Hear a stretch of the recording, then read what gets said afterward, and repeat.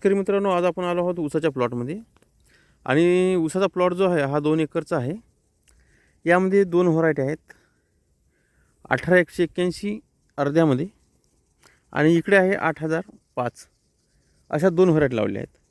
आणि दुसरी गोष्ट सर्वात महत्त्वाची म्हणजे काय झालं की हा ऊस आहे, हा 5 फुटावर सरी घेतली आहे. आणि 5 फुटावर सरी घेतल्यानंतर आपण ऑक्टोबरमध्ये सोयाबीन निघाल्या इथं पंजी वगैरे केली, कारण त्यावेळी 3 फाळ वगैरे पलटी फाळ लागत नव्हती नांगरणी. तर पंजी केली आडवी उभी. आणि त्याच्यानंतर आपण याच्यावर 4-5 दिवसांनी सरा पाडला इथं 5 फुटांनी, आणि त्याच्यामध्ये टक्कर पद्धतीनं बेनं लावलेलं आहे. तर आता इथं बघू शकता आपण, तर गवत एवढं झालं की सोयाबीनही झालं निघालं, मागच्या वर्षीचं गवत पण निघालं भरपूर. गोल पानाचं आहे, लांब पानाचं आहे, सर्वच गवत आहेत आपण बघू शकता.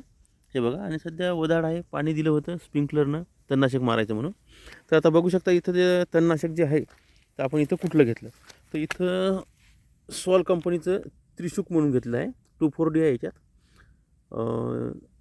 2,4-D सोडियम साल्ट 44%, मेथ्रीबुजिन आहे 35%,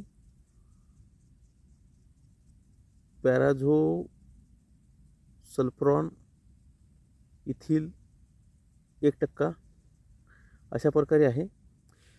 दोन्ही गवत हे एकाच कॉम्बिनेशनमध्ये मारले जातात. तर हा जो आहे, तर इथं आपण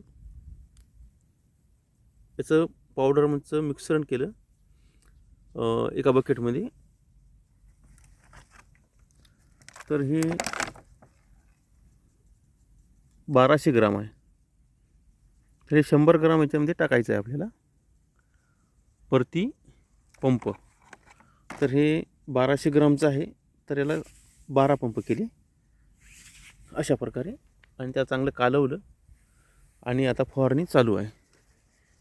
तर सर्वत्र फवारणी इथं करणं चालू आहे, जेणेकरून झाडावरही पडलं पाहिजे, सरीमध्ये पण पडलं पाहिजे, आणि वरच्या जो सरावरचा मोठा आहे रुंद त्याच्यावर पण पडलं पाहिजे, अशा प्रकारे चालू आहे.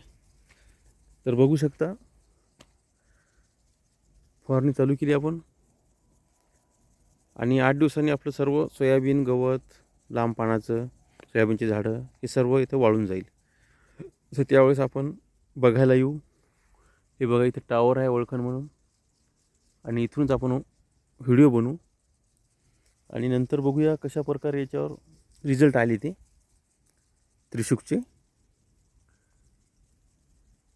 तर अशा प्रकारे बघा, इथं